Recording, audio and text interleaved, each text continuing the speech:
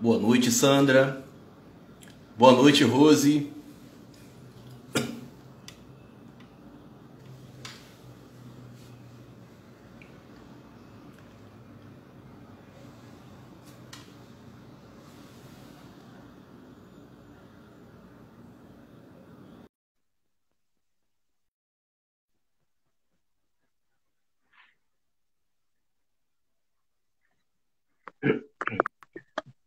Olá, meu amigo Boa Alexandre. noite, querido professor Ivan Garcia. Tudo Que bem? honra. Tá me Tudo escutando bem, bem? professor? Tá me ouvindo bem? Escutando bem, escutando bem. Vamos aguardando aí nossos convidados, né, chegarem. Boa noite, Érica, Karine, entrando aí. Vou avisar a todos aqui que já estamos online, já estamos ao vivo.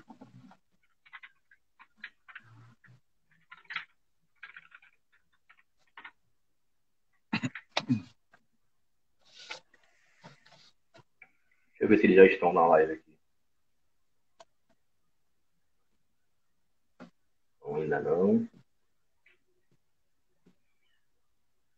Juliana, boa noite. Boa noite, doutor Daniel, Carolina.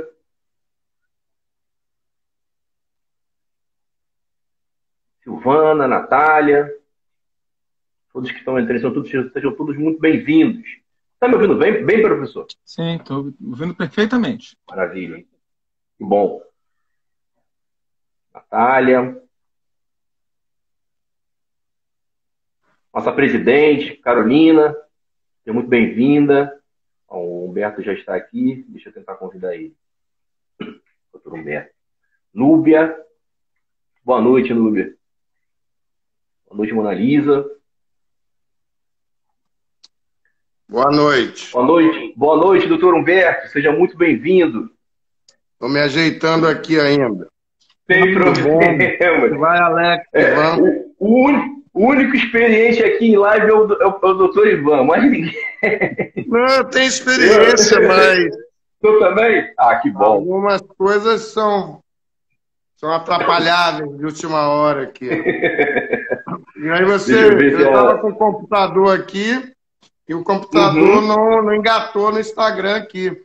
Então eu já tenho o celular e o iPad para ficar nisso. Agora a Mônica já está aí. Isso, acabei de ver aqui ela aqui, vou convidar ela, só um minutinho. Como é que você consegue colocar 4 pessoas aí? Porque agora o Instagram permite agora 4 pessoas. Ah, então é novidade, né? É novidade. Tem um tempinho já. A doutora Mônica já está entrando aí, já aceitei, já convidei ela. Só aceitar, doutora Mônica.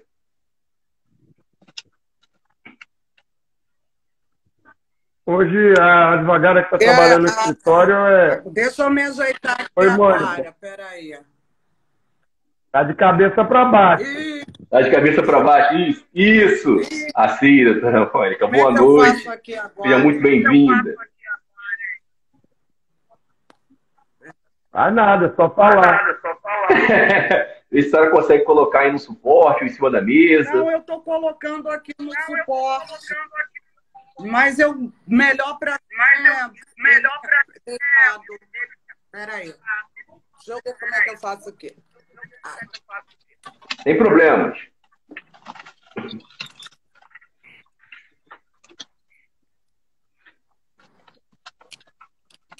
Boa noite a todos.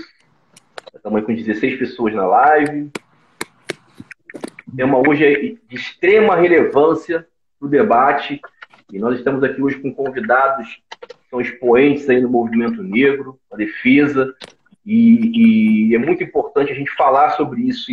E a Comissão de Direito do Trabalho, né, da ABA Nacional, do Rio de Janeiro, abriu esse espaço para que fosse falado. Já falamos sobre o movimento LGBT, falamos sobre pessoas idosas. Amanhã, se eu não me engano, nós teremos também uma live falando sobre a inclusão das pessoas com deficiência, né? Então, esse debate que nós vamos falar hoje é sobre o mercado de trabalho e as reflexões sobre a diversidade e inclusão da pessoa negra.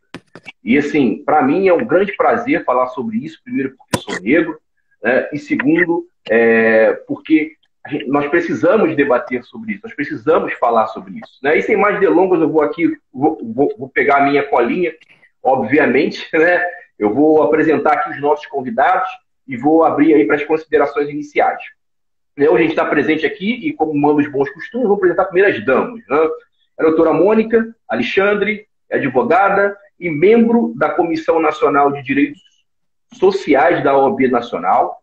Nós temos aqui também presente, queremos agradecer muito a presença do doutor Humberto Adami, que é mestre em Direito, presidente da Comissão Nacional da Verdade da Escravidão Negra, do Conselho Federal da Ordem dos Advogados do Brasil e presidente da Comissão Estadual da Verdade da Escravidão Negra, a seccional da OAB Rio de Janeiro, e também presidente da Comissão e Igualdade Racial do IAB. Temos aqui também presente, para mim é um orgulho, porque aprendo com ele toda a semana, meu professor, né, advogado, doutor em Direito do Trabalho pela Universidade Católica de São Paulo, doutor em Filosofia pela Universidade Federal do Rio de Janeiro e atualmente é professora adjunta da Universidade do Rio de Janeiro, a UERJ, e o UFRJ também, né? Sem mais delongas, nós vamos para as considerações iniciais. Doutora Mônica, passo a palavra para a senhora fazer suas considerações iniciais, né? Depois o doutor Humberto, o doutor Ivan, e vamos começar inicialmente com as considerações depois do doutor Ivan sobre o tema. Pode ficar à vontade, doutora Mônica. Boa noite a todas, todos. É com muita alegria, muita satisfação. Até no eco. Eco? Eu não sei mesmo. Não, para mim tá perfeito. Para mim tá perfeito. Eu não sou essas coisas. Não, pode continuar, doutora Mônica. Aqui tá perfeito, eu tô com... Então, vamos lá. Boa noite a todas e todos. Eu quero agradecer o convite da Comissão de Direito do Trabalho e dizer que é com muita alegria, uma honra muito grande com um tema tão importante como a diversidade no mercado de trabalho e com tanta gente boa que, assim como eu, lutam por uma sociedade mais justa e igualitária. Bem, para quem não me conhece, sou Mônica, sou advogada, membro da Comissão Nacional de Direitos Sociais da OAB Federal, conselheira da seccional daqui do Rio de Janeiro, sou vice-presidente da Associação Carioca de Advogados, a CAT, e sou sócia do escritório de advocacia Cortez Advogados Associados, a JS, tá? Então, gente, são enormes os desafios de uma mulher para ocupar os espaços que sempre foram de homens. E sendo mulher negra, então, são maiores ainda. E quando falamos no mundo jurídico, a proporção aumenta ainda mais. Tá? E eu não quero ficar entrando na seara, né, que eu acho que o Adami domina muito bem, que é a questão do racismo estrutural, que ele nos atinge em cheio. A todo momento isso daí é notório. Tá? Então, eu vou citar aqui como, por exemplo, né, que na advocacia e na magistratura, no sistema judiciário, é muito emblemático isso daí, porque apenas 3 homens negros, tá, tenham integrado a Suprema Corte aqui no Brasil, né, que foram o ministro Joaquim Barbosa, indicado pelo presidente Lula em 2003, Hermenegildo de Barros, nomeado em 1919, e Pedro Lessa, que foi ministro entre 1917 e 1921. E mulher e negra, nem pensar. E aí tem outras questões também que eu acho relevante colocar aqui para a gente poder depois se debruçar no debate, que é a questão das cotas, né? Que eu acho assim de suma importância, tá? Para nós, né, negros, índios, pardos, né? E que dentro da lei, né, que promoveu o sistema de cotas, nos possibilitou a ter uma participação mais ativa dentro do mercado de trabalho, né, nas disputas na disputa, né, entre capital e trabalho, de uma garantia e uma proporção melhor de remuneração. Então, eu sempre acredito, né, eu sempre acreditei e acredito que isso daí sempre vai acontecer por conta da educação. Porque sem a educação, né, nós não vamos chegar a lugar nenhum mesmo. Então, eu passo aqui a palavra, que eu tenho outras coisas aqui para falar também, mas assim, no meio do debate, a gente pode ir se posicionando, pode ser. Com certeza, doutora Mônica. Vou passar aqui para as considerações iniciais aqui do doutor Humberto. A gente está praticamente nas considerações aqui iniciais, né? Doutor Humberto se apresentar, falar um pouco aí sobre a sua história, né? E depois eu já passo a palavra para o doutor Ivan, para já fazer as considerações iniciais e começar já a sua exposição aí sobre os elementos que a gente vai discutir aqui na live. Por favor, doutora Dani, passa a palavra. Obrigado, Alex.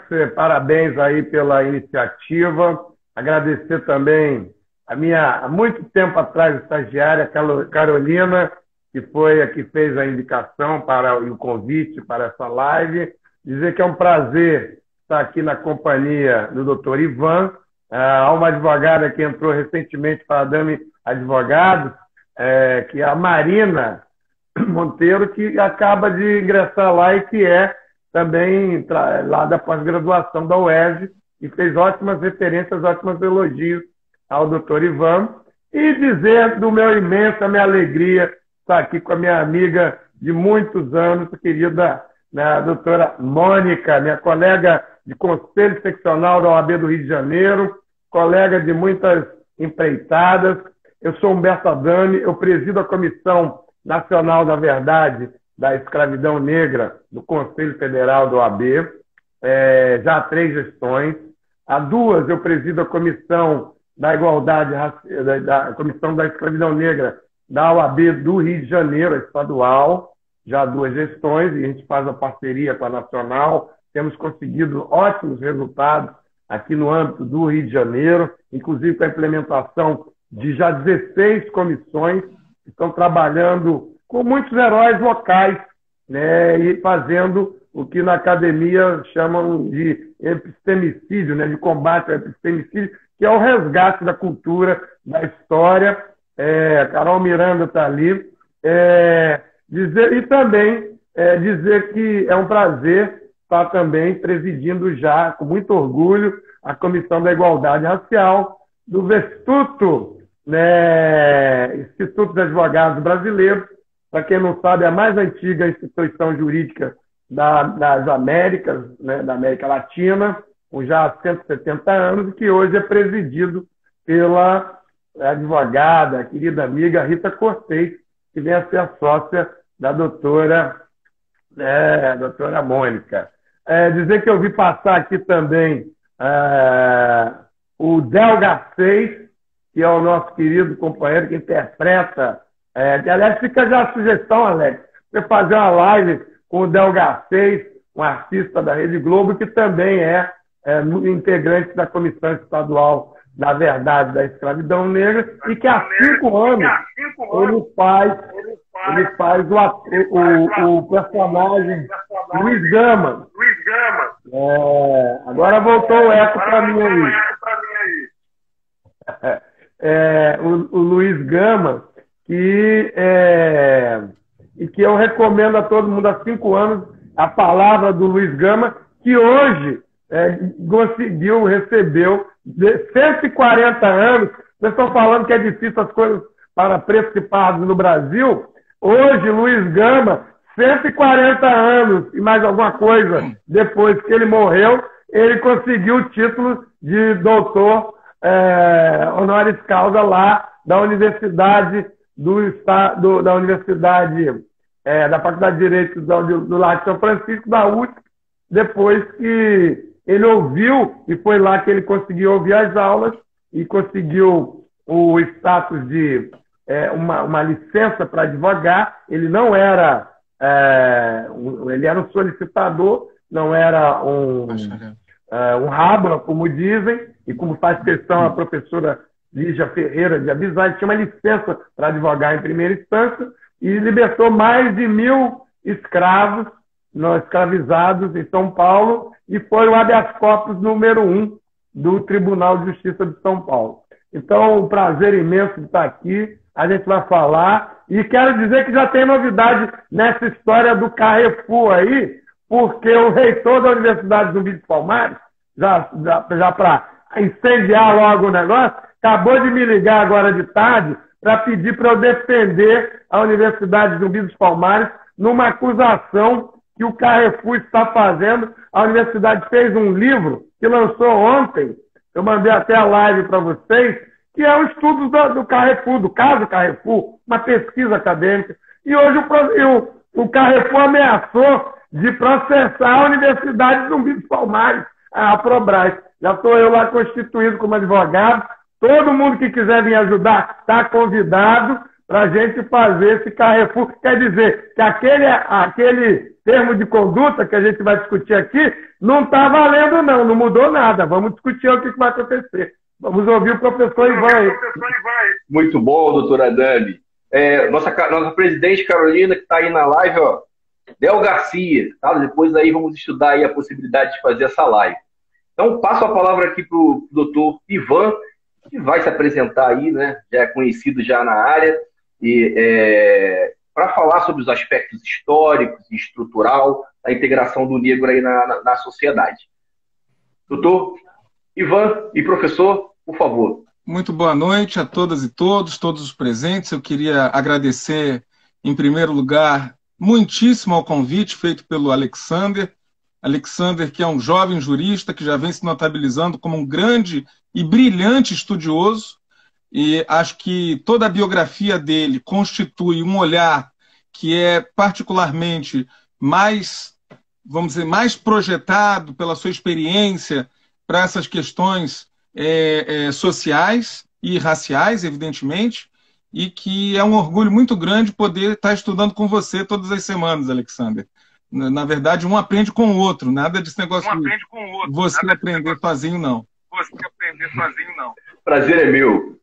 E queria também dizer da minha honra de estar aqui nessa mesa com o doutor Humberto e, sobretudo, com a doutora Mônica, revendo a doutora Mônica.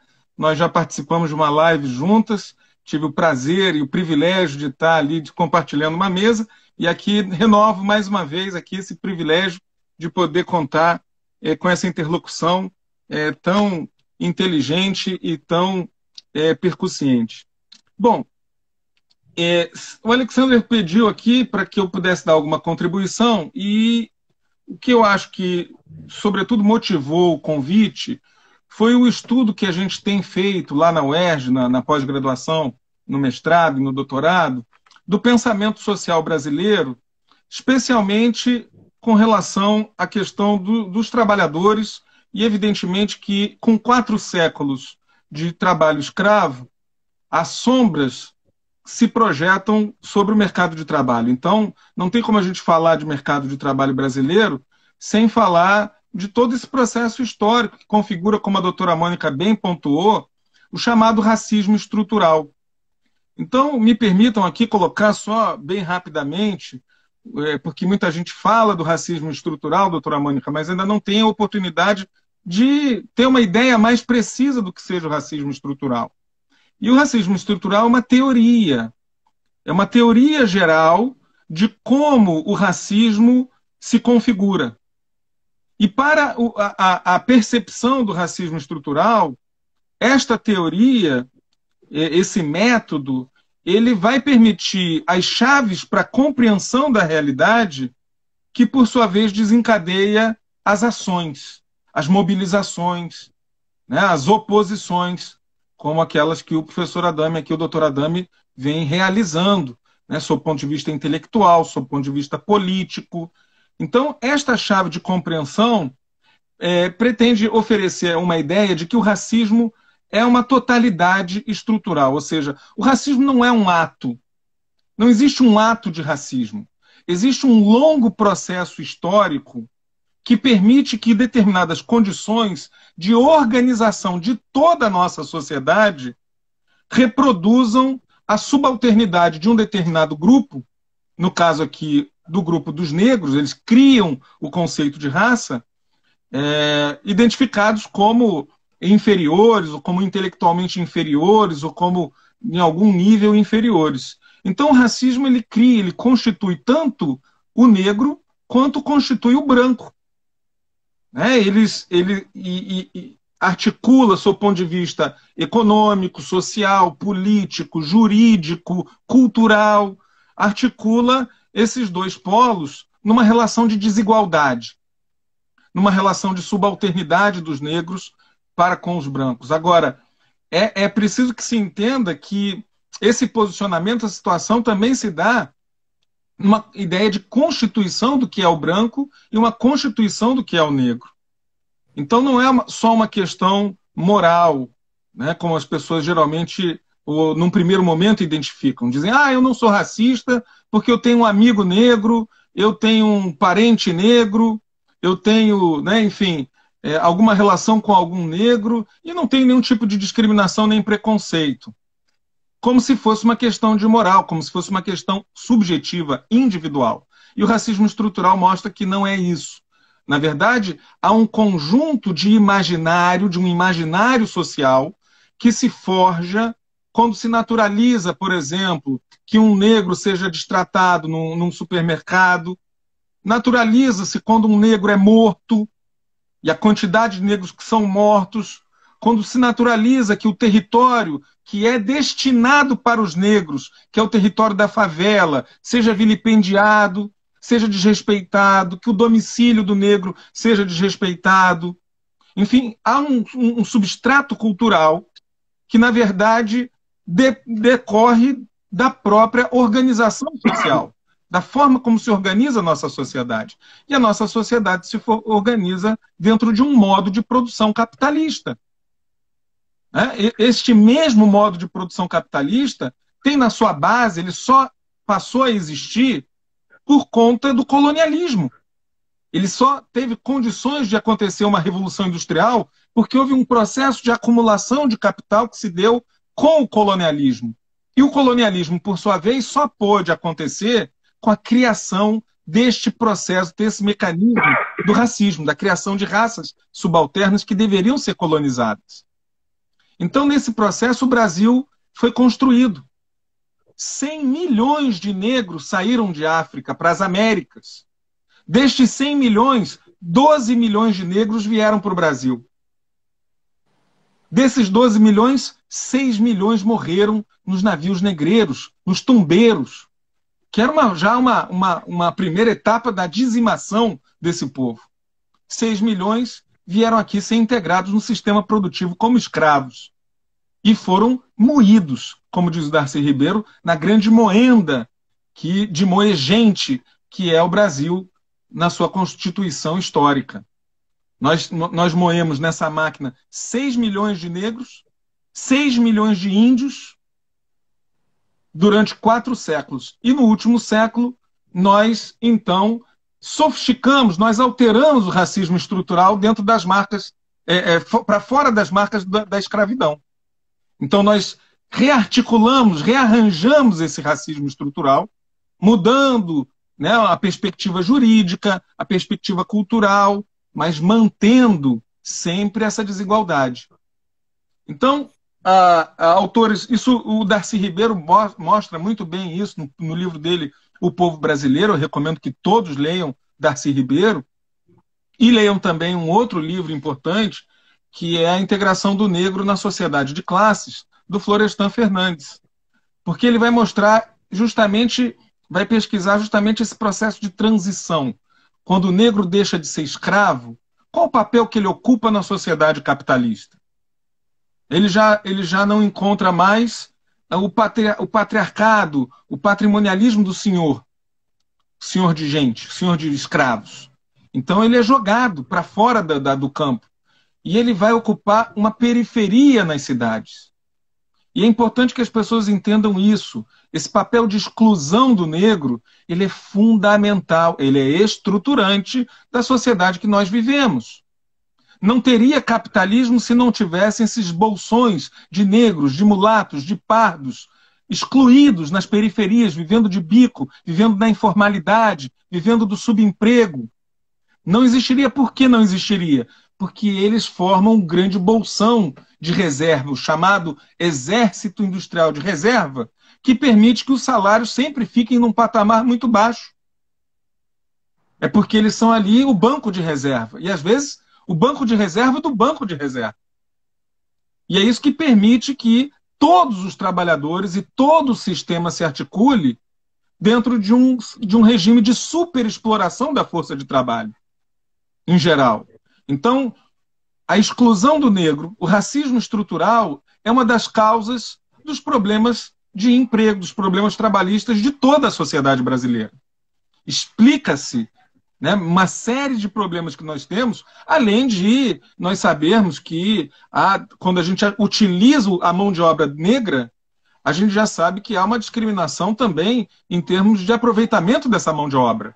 O negro ganha menos do que o branco para fazer a mesma coisa. O negro não ascende funcionalmente na hierarquia da empresa.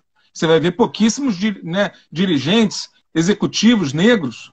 Você vai ver, né, aqui a doutora Mônica mencionou nas instituições como o Supremo, a rarefação da presença do negro. Isso acontece também no sistema hierárquico empresarial. Porquanto a gente fixa aqui que, com a abolição, a mão de obra das fábricas e das fazendas foi substituída pelo imigrante europeu. Né? Milhões de imigrantes vieram. E eles eram preparados socialmente, já viviam numa sociedade capitalista, eles eram preparados psicologicamente para trabalhar com o trabalho assalariado, coisa que para o negro não houve nenhuma preparação. Então, tão logo ele foi libertado, ele já passou à exclusão. Enfim, eram só algumas reflexões iniciais, eu não vou monopolizar aqui o debate, eu quero conversar, mas para a gente colocar aqui uma introdução, né, para que a gente possa compreender os problemas que a gente vive hoje.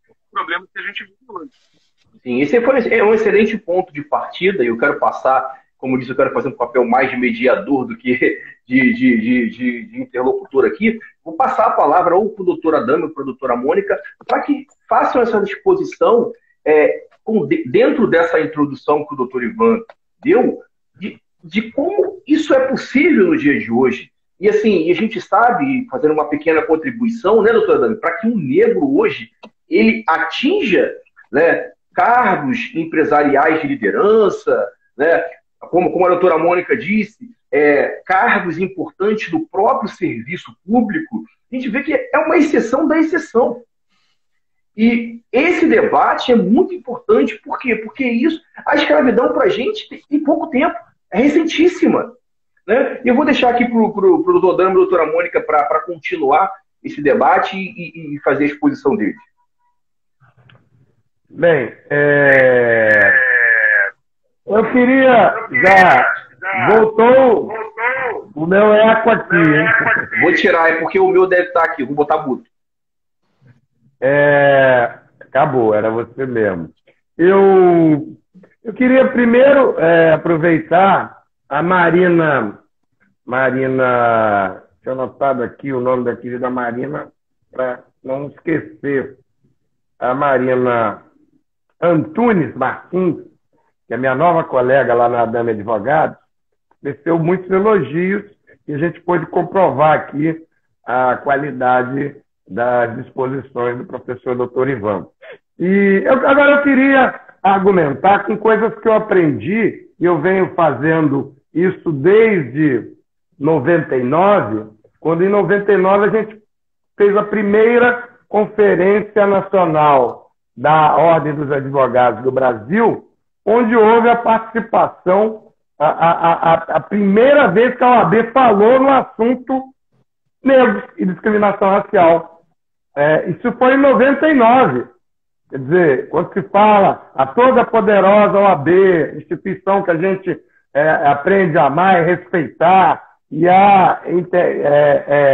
que se mete em toda e qualquer coisa, né, da vida da sociedade brasileira, ela só vem entrar nesse tema na Conferência Nacional dos Advogados de 1999. Outro dia. E porque nós fomos lá falar, nós fomos lá pedir, e o Herman Baeta, que foi presidente do IAB e presidente da OAB, disse, olha, tem um painel reserva aqui para colocar. Então fizemos um painel nacional, que está nos anais, e também teve um grande evento paralelo com a participação de mais de 4 ministros do STJ e um ex-procurador da República, que foi o Aristides Junqueira. O Joaquim Barbosa, que foi citado aqui pela Mônica, era procurador da República. Tinha chegado de Sorbonne, ele foi meu colega na Universidade de Brasília, meu padrinho de ex-casamento, e tinha chegado da Sorbonne, com o doutorado pela Sorbonne, e era procurador da República de primeira instância aqui no Rio de Janeiro. Depois ele vai para a segunda instância, depois ele é indicado a ministro no Supremo Tribunal Federal, onde esteve lá por mais de 10 anos. Bem, o exemplo que o professor Ivan traz, que é do Darcy Ribeiro, eu queria só para fazer a título de provocação, que é o Darcy Ribeiro também o responsável pela história da democracia racial, né? Também citado nos textos de Florestan Fernandes, do próprio Fernando Henrique, né? Com os estudos dele lá de Santa Catarina, né? Mas essa história da democracia racial foi uma coisa que o movimento negro lutou durante muitos anos, e com toda, como diz a Celi Carneiro, que diz a geração dela, de todas as pessoas que foram do movimento negro para a academia e se fizeram intelectuais, acadêmicos, e que viveram para desfazer, citando aqui Margot Ramalhete, que passou aqui, desfazer o mito da democracia racial. Esse mito da democracia racial é que o Brasil era a terra onde não existia discriminação, e que todos eram iguais, e aqui todos tinham os mesmos direitos, e não tinha. Isso foi citado muitas e muitas vezes. Então, uma geração passa a desfazer esse mito da democracia racial. E aí, nos últimos 20 anos, pelo menos, todos os órgãos de apresentação de índices sociais, de índices estatísticos, se notabilizaram por descrever essa diferença de tratamento da sociedade brasileira para o cidadão preto e pardo na forma de classificação do IBGE, e que forma a maioria estatística do negro como população brasileira. E bem, e aí isso tudo aconteceu com várias iniciativas que foram ocorrendo. Mas mesmo assim hoje tem gente que não acredita que existem essas duas categorias, onde a grande maioria de população pobre, que é a grande maioria de população preta e parda, tem um tratamento de cidadão de segunda classe. Então, em qualquer lugar, eu nem perco mais o tempo de dizer, porque para qualquer lugar que você olhar para o Brasil, como sociedade, como Estado, você vai ver, primeiro, essa diferença que tem um célebre triângulo, onde a base do triângulo é a população preta e parda, onde são os menores salários, os menores cargos, o poder de mando nenhum, e na medida que você vai subindo para o ápice do triângulo, você chega lá e tem uma Dinamarca, que é essa elite brasileira escravocrata, e absurdamente egoísta que comanda o país e que acha que está lá por uma designação divina, né? E que merece todos os direitos e que usa o Estado brasileiro em seu benefício próprio e que quer se perpetuar e que quer se reensinar, se reinventar. Gostei muito do que o professor Dr. Ivan disse da questão de ter a sociedade brasileira esse tipo de argumento. E eu quero dizer que, além de se desfazer desse mito da democracia racial,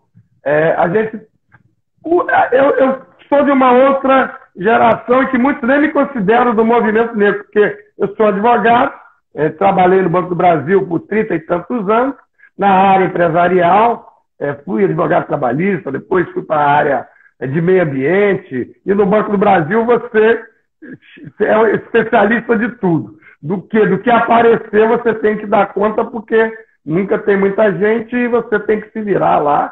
A galera não costuma perguntar muito, pagou a luz.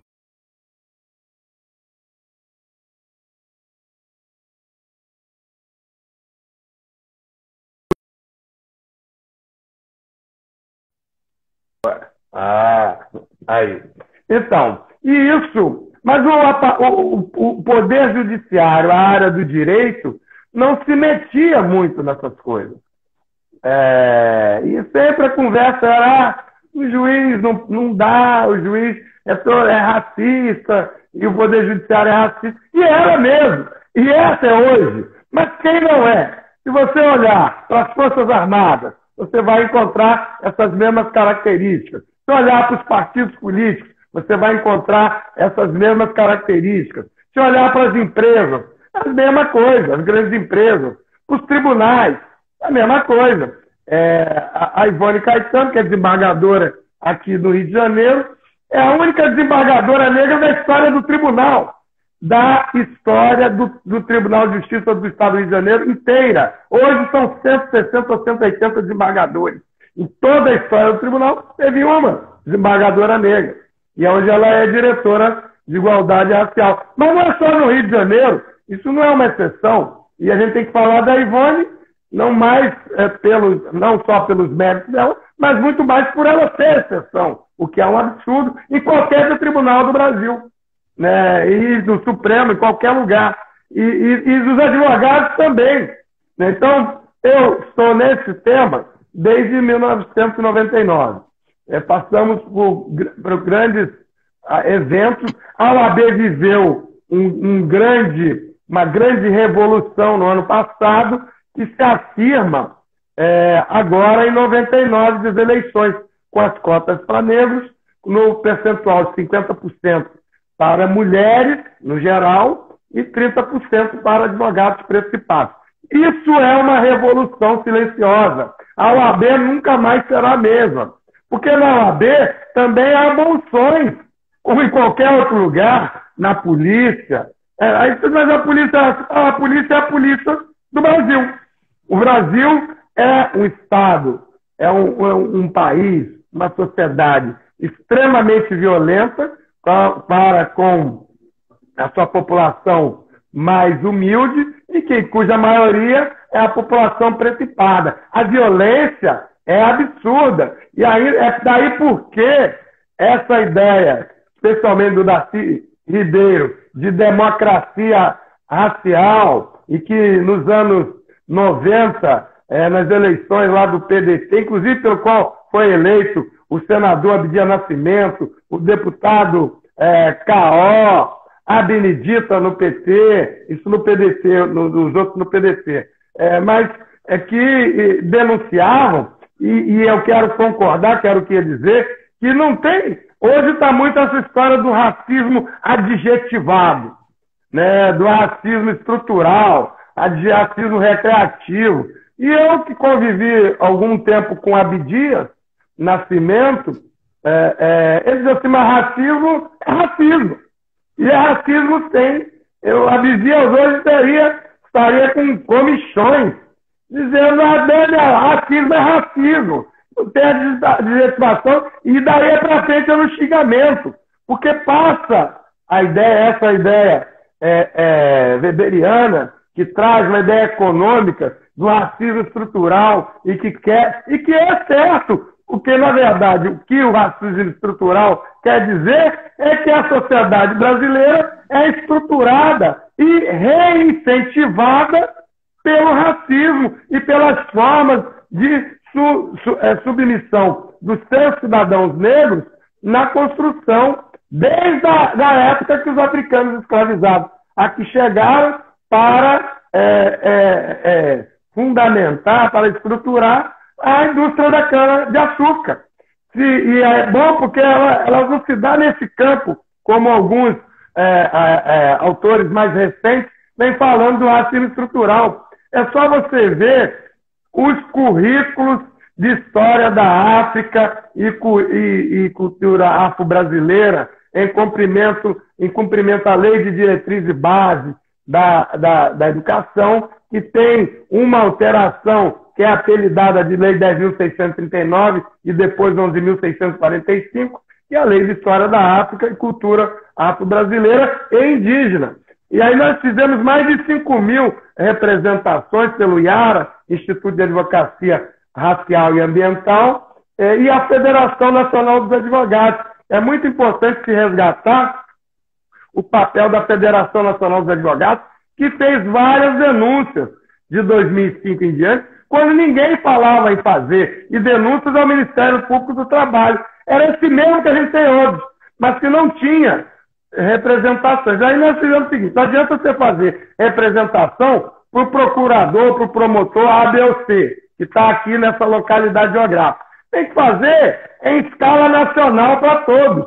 E aí o que a gente viu foi uma série de recusas de aceitação das representações e por pelos mais diversos motivos. E que, na verdade, a gente ficou especialista em recorrer disso. Por isso que eu vou passar a bola para a Mônica já, mas essa dificuldade de representação do Ministério Público do Trabalho. Ao mesmo tempo, eu quero citar uma iniciativa muito importante. A gente fez um acordo de cooperação técnica do Ministério Público do Trabalho e o IARA, Instituto de Advocacia Racial e Ambiental, e que resultou na denúncia dos bancos privados. A ideia não era essa. A ideia não era nem cota, porque a cota ainda não estava aprovada. A ideia era denunciar e pedir a investigação no campo do mercado de trabalho sobre a desigualdade racial e por que dessa desigualdade, quais as origens, quais as soluções. E alguns juízes depois confundiram com a questão de cota. Cota é uma coisa diferente. Tem um percentual que vai lá dar uma correção como um instrumento de ação afirmativa, né? Que não é nem reparação da escravidão exatamente. É uma possibilidade de reparação, mas a reparação da escravidão, vou tratar mais adiante, é outro assunto. Mas ela pode ser considerada um pedaço, um pouquinho, mas ela é ação afirmativa. E aí, nesse outro assunto que a gente queria investigar, era desigualdade racial. Porque tem que ter uma explicação por que os grandes conglomerados bancários, e eu ainda era advogado do Banco do Brasil, né, mas aí pegaram, o Ministério Público resolveu pegar só bancos privados. E por que os grandes conglomerados bancários tinham apenas 2% a 4%? E parece que esse número, 2%, é um número meio cabalístico na discriminação racial. Eram 2% do total de trabalhadores nas grandes empresas bancárias privadas. E eu falo isso mais adiante. Vou passar a palavra aí para a Mônica, né? Para eu também não ficar aqui o tempo todo. Senão eu falo o tempo todo. Que isso, Adame. É um prazer ouvir as suas palavras com tanta propriedade. Eu quero agradecer imensamente, Ivan. Você realmente mora no meu coração. Professor, foi orientador de uma grande amiga minha que está nos assistindo, a Isabela Pimentel. Quero mandar um beijo para o Márcio Cordeiro, meu sócio no escritório. Quero mandar um beijo para o meu amigo Nilson Santos, que é meu amigo de infância, Ana Angélica, que estão aqui. Enfim, Nessa questão, né, que você colocou muito bem, Ivan, eu quero pegar a fala do Adame na questão do seguinte, né? O porquê da discriminação, entendeu? Sem tamanho quanto a nossa cor, preta. Eu me deparo no dia a dia, tanto na advocacia como na minha vida, no meu dia a dia e tal, como mulher, todos os dias parece que passamos por um sacrifício. Parece que passamos por um sacrifício. Por quê? Se você tem um carro diferenciado, a polícia te para. Isso independentemente de você ser homem ou mulher. Se você chega numa loja em que uma loja num shopping mais elitizado, a vendedora chega para você e vem lhe oferecer o que é mais barato, o que está em promoção, ou fica lhe seguindo o tempo inteiro pela loja. Isso daí já aconteceu comigo diversas vezes. Dentro do tribunal, no TJ, eu já fui, lá no início, lá quando eu era estagiária ainda, um servidor lá me indicou o outro elevador, que não era o elevador destinado aos advogados e promotores, que existia isso. Na época, está rindo, né, Adame? Que existia isso à época, entendeu? Como se eu não pudesse estar fazendo parte daquele mundo. E a sensação, entendeu, que eu tive, que eu passo, é de tristeza total, porque você se vê sozinho. Você não encontra assim, outros colegas, outros pares, entendeu? Com você. Então, eu vou pegar outro exemplo meu. É o exemplo lá na Ordem. Lá na Ordem nós somos minoria, mulheres negras, então, conta-se aos dedos. Se eu não me engano, somos conselheiras, tá? Somos 3 ou 5, Adame. Eu conto sempre 3. Não chega a 5. Entendeu? Mulheres. E ali, o tempo inteiro, temos que nos impor. É através, quando a gente começa a falar de uma forma mais contundente, mais firme, a palavra é mimimi, é vitimismo, que é uma palavra que está muito em moda agora, entendeu? E a gente vive ali cavando o nosso espaço o tempo inteiro. Eu quero fazer um parêntese aqui, que essa questão de nós, né, que o Adame colocou muito bem aqui, com relação à ordem, né, da nossa eleição. OAB, da eleição, isso mesmo. Que houve um movimento de mulheres nacionalmente que começaram a buscar a paridade, um número de mulheres ali dentro do Conselho, tanto no Conselho Federal, que também é lastimável o número de mulheres ali dentro, e presidentes de comissão também, quanto nas seccionais. Então, foi uma busca do movimento de mulheres da OAB, pedindo a paridade. O Adame, que acompanhou mais de perto isso daí, ele pode me esclarecer melhor, tirar... E já é maioria, né? Mulheres de todas as cores. Exato. E que já é maioria nos quadros dos inscritos da OAB. Exatamente. Então, e nós somos maioria ali dentro e nós nunca tivemos muita voz. Então, dentro desse espectro, né, que eu quero trazer assim, para a gente poder refletir um pouco sobre a questão do mercado de trabalho. Então, às vezes, quando me chamam para poder falar e tal, em algum evento, alguma coisa assim, eu sempre coloco o seguinte: a minha cor me precede.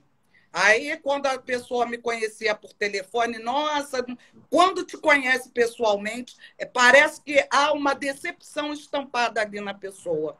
E eu tenho, assim, eu tive uma grande oportunidade na minha vida, entendeu? De ter começado a minha carreira profissional no escritório, onde eu comecei como estagiária.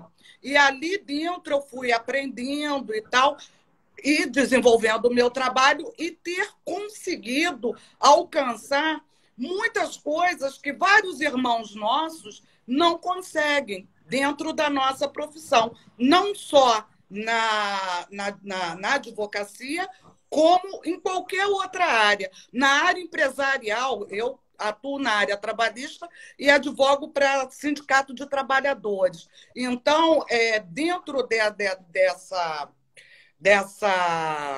desse mecanismo, os sindicatos, né, pela sua essência mesmo, né, de lidar com trabalhadores e tal, de várias categorias pelas quais eu advogo, eu não tive tanta dificuldade assim em ter um ambiente muito hostil de trabalho.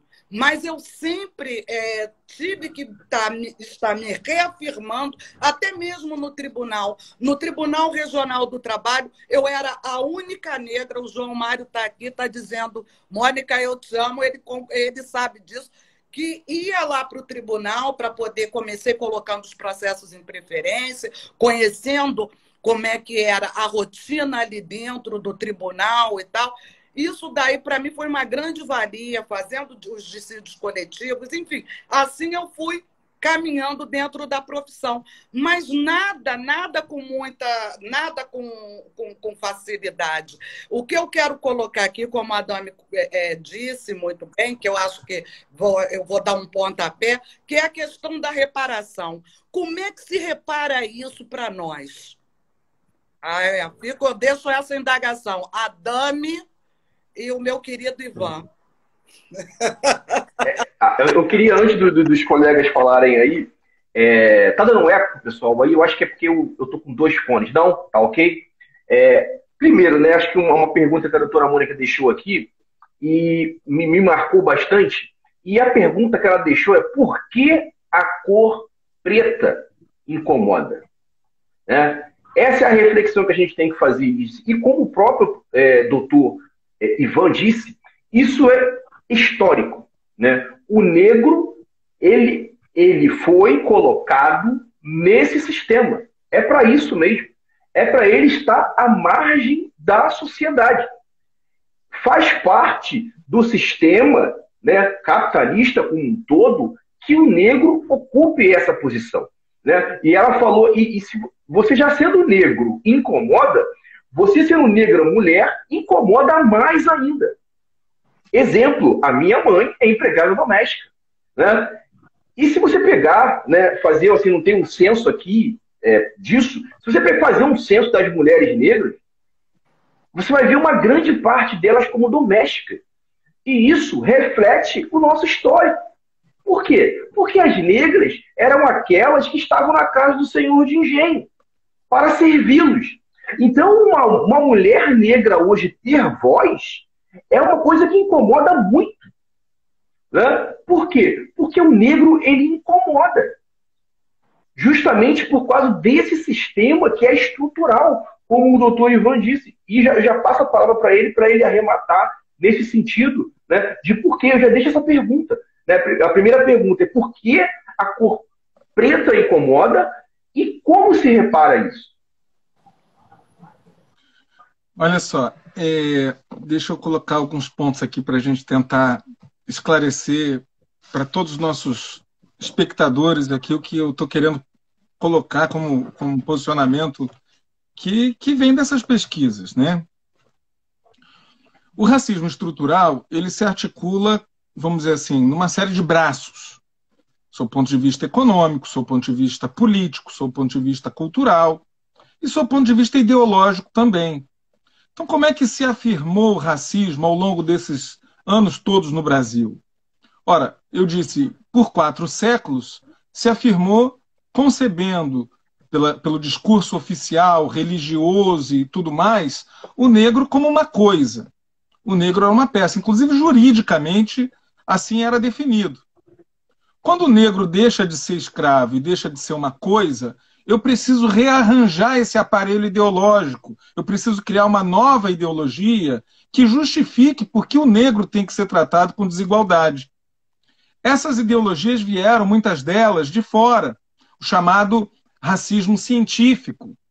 Explicações, né, fórmulas de uma certa ciência, num certo momento da ciência, que tentavam demonstrar que, biologicamente, o negro tinha menos capacidade ou menos inteligência, e que, por isso, deveria ser dominado e, por isso, deveria ocupar essa posição subalterna. Quando essas ideias já não puderam mais se afirmar, sobretudo porque o negro precisava ser usado agora como operário, precisava integrar um mercado de trabalho, isso acontece com a industrialização no meio do século XX, cria-se então um outro discurso, que o professor Adame até reconheceu muito bem, que é o discurso da democracia racial. Então, o Brasil não tem racismo, nós somos não segregacionistas como os Estados Unidos, nós somos assimilacionistas, nós assimilamos todas as raças, aqui há uma unificação, uma miscigenação bonita, tranquila, onde há contradições, mas essas contradições são superadas pelo nosso modo de ser, e que há uma democracia racial, que é até mais importante do que a democracia política.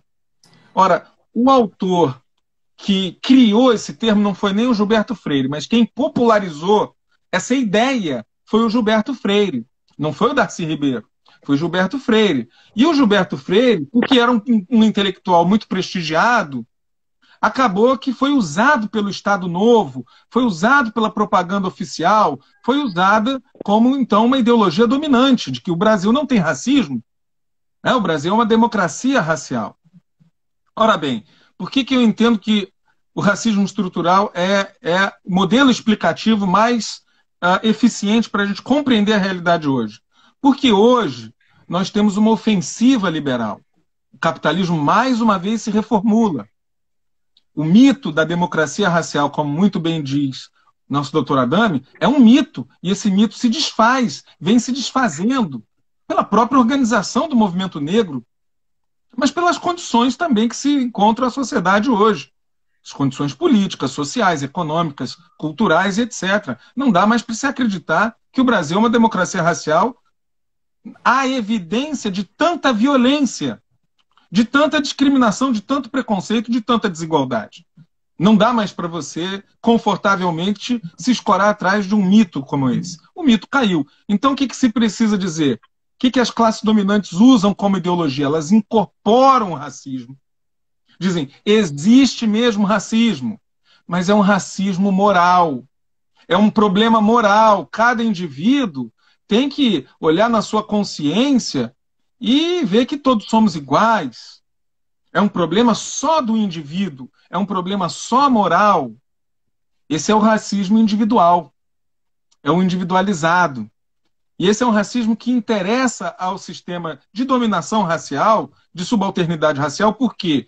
Porque ele vai instrumentalizar esse racismo para os seus próprios interesses de sistema capitalista. Ele vai mercantilizar esse racismo. Ele vai dizer, preto é bonito, compre Coca-Cola, compre, e aí bota um preto bonito na propaganda. E vai transformar a questão negra numa nova mercadoria para ser consumida por um novo nicho de mercado, que é o mercado dos negros que têm algum recurso para poder participar de um mercado consumidor. Então, o racismo individual, ele não combate efetivamente o racismo que está entranhado na sociedade, que obviamente está em cada um de nós indivíduos, óbvio, negros, brancos, pardos, todos nós vivemos nessa cultura racista e reproduzimos de alguma maneira esse racismo, né? E que temos que tomar consciência disso para combater isso e superar isso. Agora, há uma outra corrente, professor Adame, que é o racismo institucional, nessas adjetivações. Então diz, não é só uma questão do indivíduo, as instituições, elas reproduzem o racismo. Veja o judiciário, veja o legislativo, veja a universidade. As instituições também são racistas. Então o problema não é o indivíduo, o problema são as instituições. Então como é que a gente resolve o problema do racismo? com as políticas afirmativas, as ações afirmativas. Então, uma vez que a gente garanta cotas, estará tudo resolvido. Né? Então, o racismo institucional, ele abrange um pouco mais a nossa perspectiva sobre o racismo. Ele diz...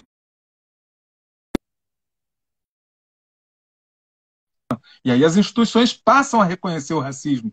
Como o professor Adame aqui colocou, né, o doutor Adame colocou muito bem, muito recentemente, passou a ser uma questão, que não era uma questão. Ninguém falava disso. Né? Agora, combate efetivamente o racismo, só o racismo institucional? Não. É uma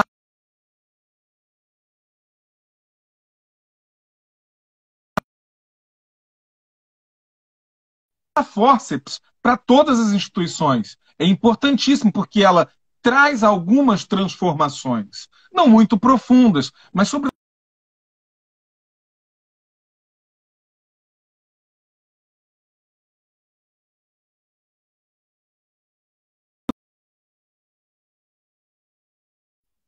era invisibilizado, isso tem um impacto simbólico muito importante e, portanto, é uma arma. Agora, ela não é a panaceia, ela não é a solução para todos os males de um racismo que está entranhado historicamente em toda a sociedade. Por quê?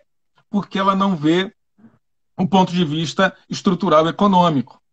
Então, sim, a sociedade capitalista ela é racista, ela se articulou. O capitalismo é um sistema muito inteligente. Ele pega as formas sociais que existem antes dele existir e ele vai e aproveita aquelas formas para reproduzir mais capital. É isso que ele faz. É uma maquininha de fazer mais capital só para os capitalistas. E de exploração e de superexploração dos trabalhadores. Então o que acontece aqui é que eu preciso reconhecer isso. Para quê? Não é, doutor Adame, desculpa, para eternizar o racismo, para dizer que o racismo não tem fim. Pelo contrário, é para dizer que para que eu possa acabar com o racismo, eu tenho que acabar ao mesmo tempo num processo, isso é um processo histórico, com o capitalismo. Se eu mantiver esse sistema de metabolismo social, que é o capitalismo, e esse sistema ele se aproveita do racismo das formas mais variadas, eu não vou acabar inteiramente com o racismo. Então, acabar com o racismo é um processo histórico. Mas, certamente, eu não sei quando vai acabar, nem de que forma vai acabar. É um processo de luta política contínua e por gerações. Porque por gerações ele se mantém. Agora, certamente, esse modelo, esse sistema de exploração, ele tem que ser reformulado na sua raiz, para que esse racismo possa ser superado. Se não for superado esse sistema de sociabilidade capitalista, muito dificilmente nós teremos avanços significativos no racismo. Então não é que não vai acabar. Ele há de acabar. Ele deve acabar.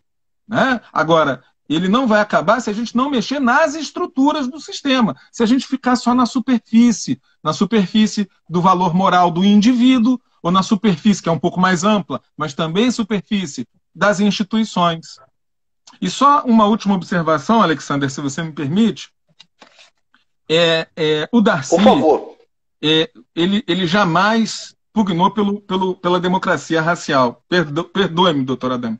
E eu nunca vi o Darcy agora, o que o Darcy coloca, e talvez tenha levado a essa ilação, é uma valorização da miscigenação brasileira, sem descurar de que é um processo violento, que é um processo desumano, que é um processo racista, que é um processo que é inaceitável. Darcy não transige com o racismo, como Gilberto Freire apresenta alguns aspectos. Ele faz um jogo duplo, né? Ele diz, olha, o negro tem um papel muito importante, mas ele deve se reproduzir ali no intercurso sexual da negra, como Alexander colocou.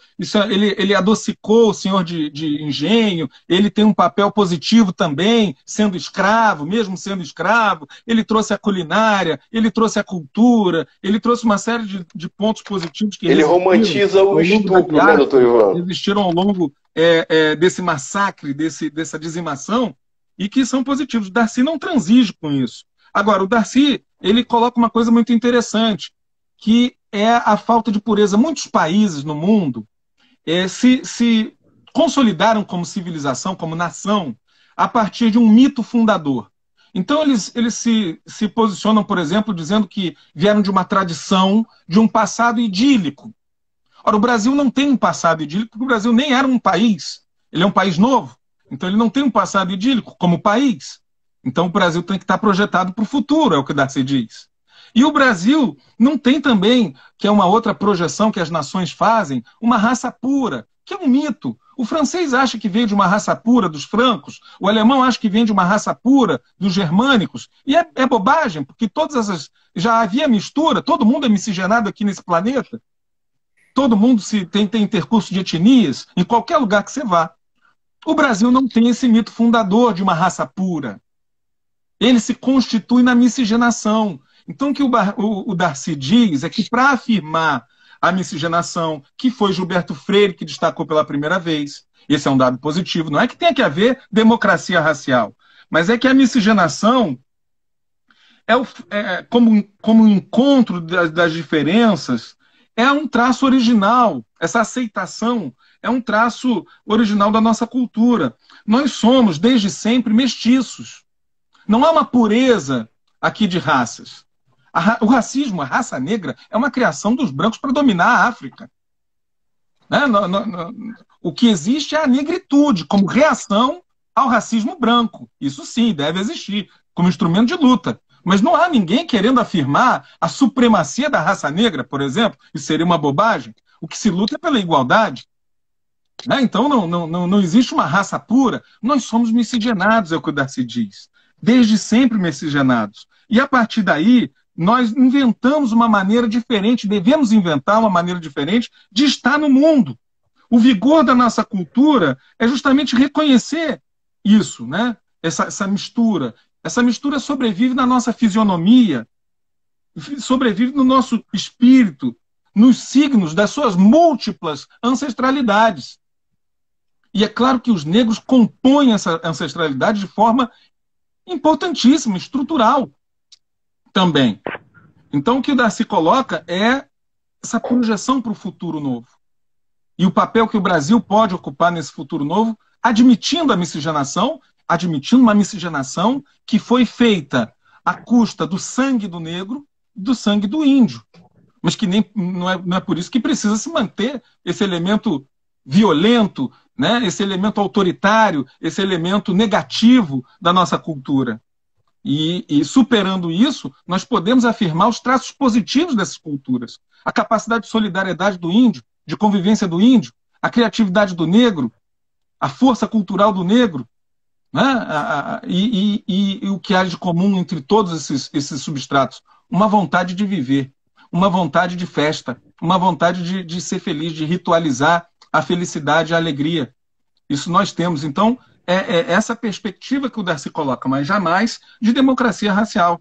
Talvez tenham identificado o Darcy com o Gilberto Freire, porque ele destaca do Freire um elemento positivo que é a miscigenação. Mas ele dá uma perspectiva completamente diferente, sem transigir nenhum momento com qualquer mito de dominação racial. É só para, assim, pelo menos essa é a minha perspectiva, tá, doutora Adame? Pode ser que eu esteja equivocado, mas do que eu conheço do Darcy é só essa... Sem problemas, a gente está aqui para divergir também. Passando a palavra para o doutor Adame, doutor Ivan, não cortando muito, respondendo também a doutora Mônica, na questão da reparação, eu estava vendo aqui uma matéria da Folha, que diz que assim, o Brasil pode atingir o equilíbrio racial no ensino superior na próxima década. E assim, obviamente que a gente vai falar aqui das cotas, né? Mas um dos instrumentos para se chegar à igualdade é através da cota racial. Sim, é um instrumento muito, muito eficaz. Tanto que eu sou parte disso, né? A minha faculdade inteira, eu tive uma bolsa de estudos por conta da minha cor, certo? Obviamente que não é só isso, mas parte de um papel também disso. E já entregando já a palavra para o doutor Adame, ele vai fazer também as considerações dele, eu também queria que o senhor falasse, doutor Adame, sobre a questão da Magazine. Porque nós tivemos no meio jurídico, principalmente juiz trabalhista, uma discussão simplesmente inócua, se a atitude da Luiza Magazine era constitucional. Então, assim, eu já quero passar a palavra para o senhor fazer suas considerações, né, e falar sobre essa atitude da empresa. Né? A gente não está fazendo propaganda para ninguém aqui, mas quando a gente está falando de mercado de trabalho, isso é uma atitude de reparação. Obviamente que nós temos também um papel de fundo, como o doutor Ivan disse, que é a questão do capital, se utilizar do negro. Né? Então, eu já quero passar a palavra para o doutor Adame, para ele fazer as reflexões dele e também falar sobre esse tema. Quero lá dialogar com o doutor Ivan e com a querida doutora Mônica. Primeiro, eu esqueci de dizer que eu sou graduado na Universidade de Brasília, eu me formei em 1980, e o meu mestrado é daí da UERJ, onde está lá o doutor Ivan hoje, foi em 97. Estou faltando falar isso na apresentação, e eu fui ouvidor da CEPI, a Secretaria da Igualdade Racial, da Presidência da República, de 2009 a 2011. Então, a ouvidoria da CEPI, as pessoas, muita gente diz, eu gosto de repetir, que foi o período que a ouvidoria da CEPI mais arrumou confusão no Brasil inteiro com as questões raciais. E o ministro era o Edson Santos, depois foi o ministro Eloy Araújo e depois a ministra Luísa Barros. Um pouquinho de cada um. Mas o principal foi o Edson Santos, que é deputado, foi deputado aqui do Rio de Janeiro. E o Edson dizia o seguinte, olha, se eu não sair do meu escritório, para ficar contando cadeira em mesa. Eu vim aqui para arrumar confusão mesmo com o racismo. Por causa disso, a gente arrumou muita confusão. Foi um período de muita disputa e fazendo o que a professora Maria Sueli Rodrigues, que é hoje a secretária nacional da Comissão Nacional da Verdade, da Escravidão Negra do Conselho Federal, que eu presido, e foi presidente da Comissão Estadual da Escravidão Negra da OAB do Piauí, e lá ela conseguiu levar a OAB do Piauí a proclamar Esperança Garcia, a primeira advogada do Piauí, a professora da Universidade do Piauí, e conseguiu colocar as ordenações filipinas em cima da carta que o Lott, né, o historiador Lott da Bahia, movimento LGBT, tinha achado essa carta lá nos arquivos de Teresina. E depois de 20 anos, essa escrava que reclamou da tortura que ela sofria, os seus, que nos anos de 1780, na cidade de Oeiras, lá no Piauí, escreveu reclamando da tortura ela. Oeiras hoje fica 3 horas e meia em Teresina. Imagina em 1780. E essa mulher negra, escravizada, sabia ler e escrever e fez a carta de reclamação. Por isso, Esperança Garcia foi proclamada a primeira advogada do Piauí. Isso são os trabalhos que a Comissão da Verdade vem fazendo, como fez do Luiz Gama, e que a Como agora no Rio está fazendo do Manuel Congo e da Mariana Crioula, que eu falo daqui a pouco. Mas eu queria, para não entrar em discussão com o professor doutor Ivan, que eu iria com certeza perder, eu queria ler o site, vou chamar para a briga, o site do Guelé 10, que é uma importante instituição de mulheres negras do movimento negro brasileiro e que tem como ícone, como principal dirigente, a Sueli Carneiro. Está lá no site do Guelé 10, né? O pensamento de Darcy Ribeiro sobre o negro brasileiro. Então, logo no comecinho, é só isso que eu vou dizer, citando o pragmatismo político. Para Darcy Ribeiro, a possibilidade de existência de uma democracia racial está vinculada com a prática de uma democracia social, onde negros e brancos partilhem das mesmas oportunidades, sem qualquer forma de desigualdade. Então, na Universidade de Brasília, e aí ele segue aí, eu não vou ler, eu só vou citar, para dizer que tem fundamento essa conversa da democracia racial e do Darcy Ribeiro. Provavelmente o colega deve saber muito mais. mas que é voz corrente, e o Darcy Ribeiro ainda foi o primeiro reitor da Universidade de Brasília, onde eu fiz a minha graduação. Só que foi em 62, depois ele foi ministro também, até que saiu, foi cassado, mas ele foi reitor da Universidade de Brasília, o primeiro. Então, essa história do Darcy dá muito mais discussão do que nós vamos fazer aqui.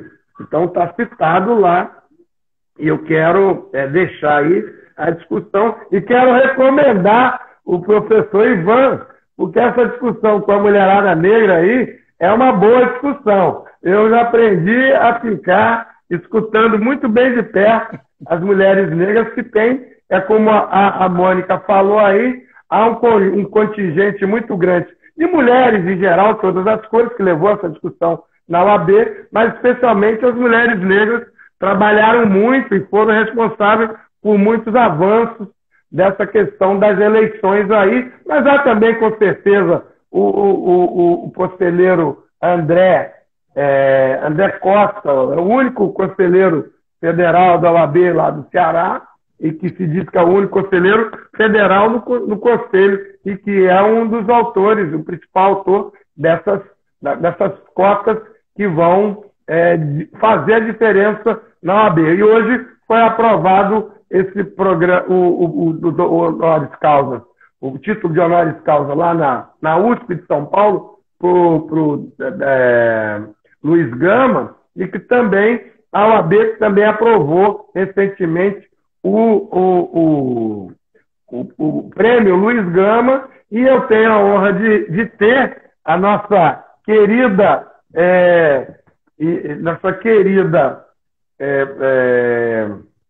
Rita Cortez, como presidente do IAB, me concedeu essa medalha Luiz Gama aqui. Eu tenho muita honra de ter lá do Instituto dos Advogados Brasileiros. Só os institutos,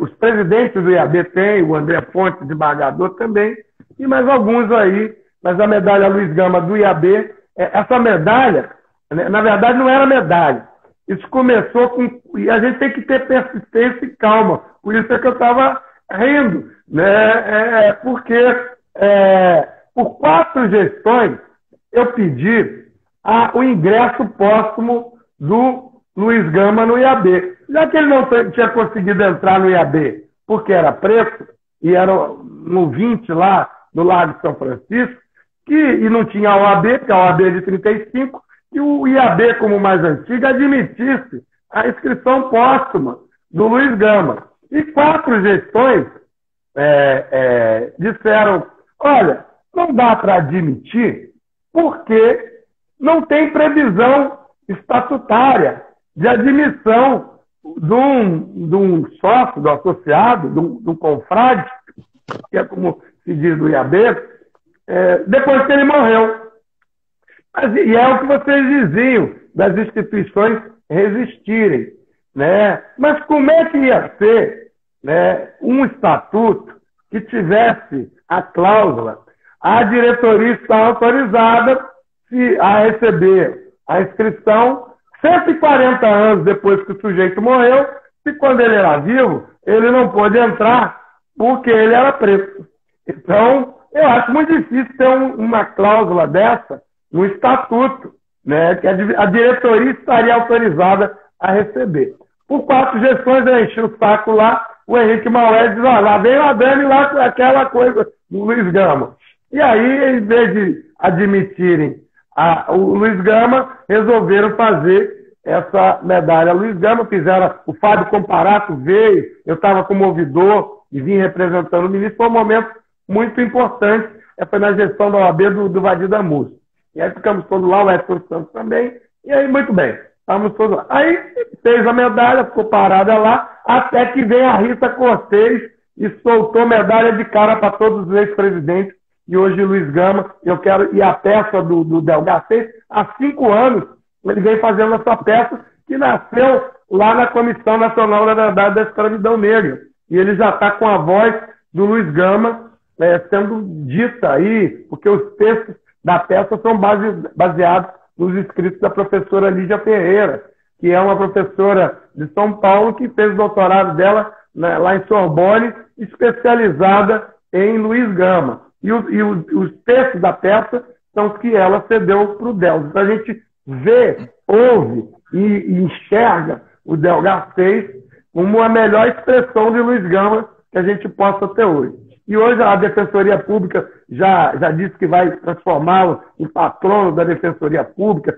Até a OAB da Bahia, que nunca tinha lembrado do Luiz Gama, fez um busto da OAB lá na sede da OAB da Bahia. Foi uma briga danada, os movimentos negros da Bahia, que queriam alguém mais lá, o Luciano me falou, e aí fomos para lá defender o retorno do Luiz Gama para a OAB da Bahia. Olha quanta confusão essas iniciativas daqui do Rio de Janeiro provocaram, mas isso tudo é o combate ao epistemicídio, que é o apagamento da história, o resgate desses heróis. Mas eu queria citar também o caso do Magazine Luiza, que você pediu, e eu esqueci de falar dos currículos. Os currículos da história da África, e que eu vi quando eu fiz as representações, vieram os currículos do Ministério, das escolas militares. E as escolas militares resolveram muito praticamente a questão do cumprimento da história da África e cultura afro-brasileira. Vejam no colégio militar se não está assim. A indústria canavieira e a participação do negro escravo, módulo 1, 2, 3 e 4.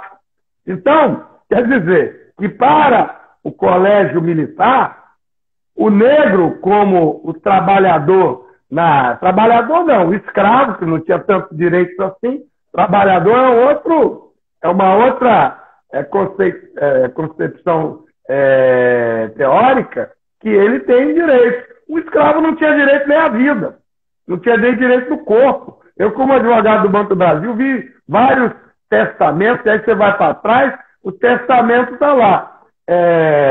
Imóveis, semoventes, para quem não é da área do direito, boi e vaca, e depois os escravos. Quer dizer que gado, os semoventes, tinha mais direito, estava classificado numa categoria mais acima, mais privilegiada, com mais poder e mais consideração do que aqueles seres humanos que tinham vindo da África, e a característica diferente é que todos eram pretos. Mas já tinha escravidão em todos os lugares. Mas aqui, somente o preto era o escravo. Alemães, japoneses, vieram de outros lugares. Os indígenas já estavam aqui também. Alguns foram escravizados, mas parece que não deu muito certo. E o africano, e essas histórias todas, elas estão hoje tão entranhadas na cultura brasileira, que você vê no discurso do presidente da República, e do vice-presidente também, que é um general do Exército. O presidente é capitão, coisa e tal, é meio tosco, é um boçal ignorante. Ele é de infantaria, de cavalaria. Mas supostamente o vice-presidente, ele é um general de 4 estrelas do Exército Brasileiro. Supostamente ele é um sujeito estudado. Mas a ideia para dizer que ele disse isso, a preguiça do negro, a indolência do índio, e nós somos todos originários dos europeus, que essa ideia é o que traz o Exército de Caxias, e é o que persiste até hoje aí, e que se for procurar, muita gente grande acha isso, está pregado lá por dentro. Daí porque é o racismo coletivo e porque a gente tem atitudes coletivas que sequer as pessoas conseguem repetir por que elas se formam desse jeito, por que elas falam, e por que um cidadão, uma advogada negra, um advogado negro, quando chega lá, vai um juiz, um policial, tem aquela atitude, porque naquela cabeça dele, isso é uma mentalidade coletiva, que está entranhada na alma do brasileiro. E isso é difícil de fazer. Daí porque a gente bateu muito forte na história da África e cultura afro-brasileira, e depois, quando eu saí da ouvidoria da CEPI, eu fui eu tinha recebido lá a denúncia do livro Caçada de Pedrinho de Monteiro Lobato. Mas que povo chato esse movimento negro. Vão implicar agora lá com o Monteiro Lobato. Eu li toda a coleção da Narizinha, do Pedrinho e do sítio do Pica-Pau Amarelo. Vão implicar agora com o Monteiro Lobato? Todo mundo é racista? Aí eu mando, mas como o ouvidor não está lá para impor a sua voz, a sua vontade, o seu pensamento, você pega, você só está lá para uma coisa, ampliar quem não tem voz. É isso que o ouvidor tem que fazer. Ampliar e dar passagem. Aí eu mandei para o MEC. O MEC liga de lá e diz assim, dá um parecer. Ele, o denunciando, o professor Antônio Gomes da Costa Neto, né, professor de Brasília, que eu recebi na ouvidoria, um calhamaço de coisa lá com as expressões racistas do livro Caçada de Pedrinho. E aí volta da secretaria, da SECAD, que é a SECADI, Secretaria Especial lá de Educação, do Ministério da Educação, diz assim, ele tem razão, porque a nota, que era o pedido, a nota de contextualização, tendo em vista a lei de crimes ambientais na caçada da onça, proibir, tinha uma nota de contextualização. Olha, em 1930, quando foi escrito esse livro pelo Monteiro Lobato, se podia caçar onça. Agora não pode mais, porque tem uma lei nova, a lei que proíbe a caçada de animais silvestres. Então tinha uma nota, mas o racismo está proibido também. Queremos a nota de contextualização, porque o racismo está proibido. Essas expressões, elas reinterpretam, elas reinserem o racismo, no caso do Monteiro Lobato. E a gente acaba aumentando e reensinando e tratando disso que talvez o Darcy Ribeiro queira ter falado, mas que, ou talvez os novos escritores do racismo estrutural também falem, mas que é o racismo introjetado na alma brasileira. Aquilo que a Mônica reclamava aí, de que você pode... E aí a discussão, voltando ainda lá, aqui é o racismo, que eu tinha muita dificuldade, que é a questão do raça e classe, que está aqui nessa mesma citação do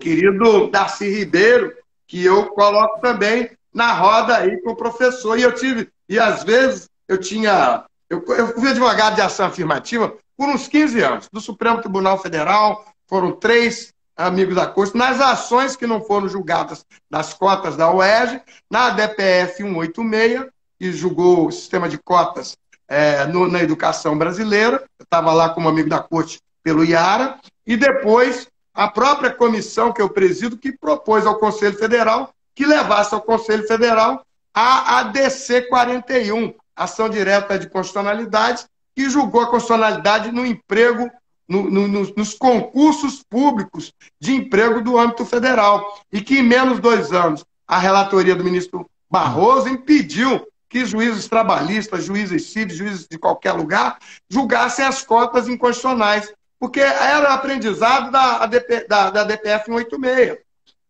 que os juízes julgavam inconstitucionais, mas que na UERJ começou com a regra, não tinha lei, ela começa com a lei, com as regras dos conselhos de administração.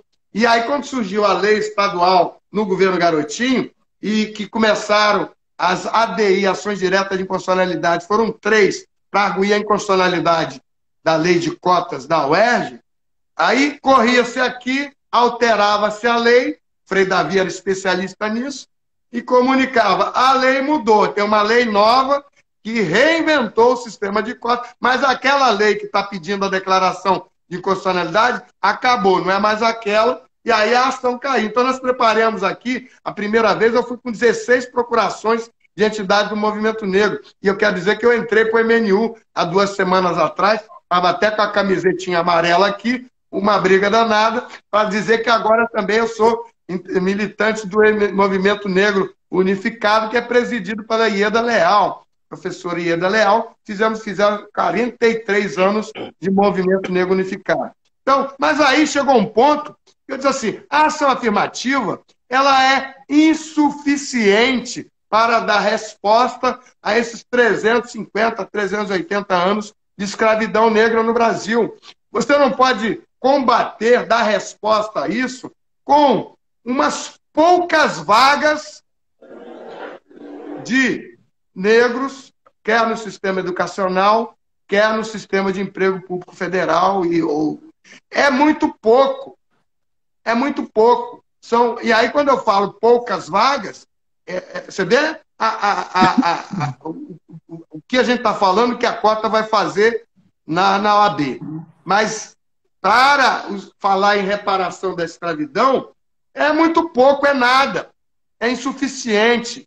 Então, daí porque há 3 gestões eu me dedico a falar sobre reparação da escravidão, que é uma outra conversa, né? Que é buscar a memória, buscar o sofrimento. É um debate internacional, está sendo feito na Jamaica, nos Estados Unidos, tem uma lei em Evanston, tem um movimento Reparation Now, que eu tive o prazer de ir no programa do Departamento de Estado americano. Eu fui em 2001 e 2011, que é o International Visitor Leadership Program. E aí eu fui em Tulsa, Oklahoma, que é onde tem o movimento de reparação, o Reparation Now. É antes do Black Lives Matter. E a Tulsa, você teve lá um grande riot, né, que mataram todos os negros, com a acusação de que um negro tinha estuprado uma mulher branca em 1800 alguma coisa, num elevador. O que mais me impressionou, depois de ver as fotos de 3 quarteirões de negros queimados no meio da rua, quem for procura na internet lá, o Tulsa Riot e o Tulsa, fizeram agora, isso ficou escondido durante mais de 90 anos. E como muitas coisas estão escondidas aqui. Né? E é importante que a gente se dedique a esse momento de buscar essas coisas, buscar esses heróis negros que estão em cada um dos 5.573 municípios do Brasil, tem uma história negra de um herói negro, um local, um prédio, uma fazenda, que é uma história do heroísmo da população afrodescendente que veio para cá e que aqui construiu esse passado que é o tempo todo, construir essa nação, que o tempo todo é negado. Isso não vai se resolver apenas com a ação afirmativa. Me desculpem como eu, que fui para os tribunais defender a ação afirmativa, mas é que você chega a um ponto que você vai resolver isso só com cota? Não, não dá. Cota forma mais gente para vir para a briga. É como o Alex falou, como o Irapuan Santana, que está hoje aí, é professor doutor aí da UERJ. O Irapuan, eu gosto muito, e era molequinho, é do primeiro grupo de cotistas da UERJ. Eu estava lá brigando com o Frei Davi, e ele diz assim, olha, se não fosse a cota, não era para mim muito difícil, não, era impensável eu ser aluno da UERJ. Então ele vai para a UERJ, de lá vai trabalhar no gabinete do Fux, né, que era ex-professor, teve na minha tese, eu fui na tese dele também, de mestrado, do mestrado e de doutorado, e vira ministro. Mas a gente conhece ele desde de juiz, aqui, de primeira instância. E aí, a outra que é a Aline Andrade, que também foi da UERJ e hoje é professora doutora da USP, que está lá no Fundo Brasil de Direitos Humanos. Então, essas pessoas todas, elas vêm, é uma juventude que vem para reforçar essa briga. Então, eu tenho me dedicado, dos tempos para cá, e a OAB tem proporcionado isso. A OAB, há 3 gestões que muda o presidente do Conselho Federal e continua de forma permanente, firme, lógico, com dificuldades, falando dessa pauta, a pauta mais importante do Brasil. Esse imbecil que ocupa a presidência da República é um nada, isso vai passar, mas a pauta mais importante, quer a direita ou quer a esquerda, é a pauta de incluir os debates sobre reparação da escravidão. Negra, como é que isso vai fazer? Porque, na verdade, você tem que refundar a República. Não tem conversa de dinheiro, dali, por isso que se decidiu e não se ia falar de montante, porque todas as iniciativas anteriores falaram, esses caras estão querendo levantar algum para discutir aí, para arrumar algum. Então, não falamos em dinheiro, tem uma iniciativa importante do Fernando Conceição na Bahia, na década de 80, na década de 90 você tem a vereadora do PT, Claudete, fazendo uma representação importante e trazendo esse movimento reparacional. Mas o mais importante, eu quero dizer, se eu não disser, a Rita Cortez vai me enforcar, é o parecer que a Comissão da Igualdade Racial do IAB produziu e que foi aprovado no plenário centenário do IAB, né, sobre aspectos jurídicos da reparação da escravidão, que está disponível no site do IAB. Eu recomendo a todos que tenham interesse, que tratem dessa questão. A gente distribuiu para todos os tribunais de justiça, para todos os... Caiu aí, Mônica. Todos os tribunais de justiça, todas as defensorias públicas, e está propondo a discussão dos aspectos jurídicos da reparação da escravidão. Como é que a gente propõe, como é que requer. Eu queria, inclusive, contar com o apoio da UERJ aí, Ivan, para debater. O meu filho é graduando aí, vai se formar agora, está trabalhando lá com o Sarmento. Sarmento, é muito difícil esse tema aí para requerer. Imagina você chegar hoje num juiz de direito e dizer, eu quero que o senhor me dê uma sentença falando da reparação da escravidão. No mínimo, o cara vai dizer que está prescrito. E você tem outros fundamentos que são baseados em tratados internacionais, e quero chamar, para terminar, a figura do Iedo Ferreira, que diz assim, isso aí é o crime da escravidão, que é um crime imprescritível, e que, portanto, no campo do trabalho, qualquer campo que seja, a gente tem que falar de reparação da escravidão. A Maria Sueli Rodrigues me falou uma vez, eu não parei mais de falar, o mais importante é falar sobre a reparação da escravidão, porque é ela que vai fundar, de novo, esse país hipócrita, escravocrata e muito violento. Né? É tão violento que comemora, porque matou lá, o sujeito era assassino, ainda teria direito a um processo regulamentar.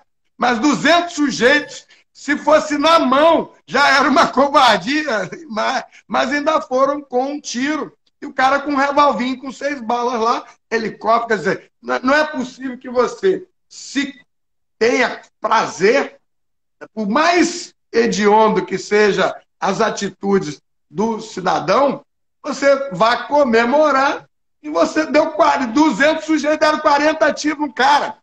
Né? E nunca é racismo.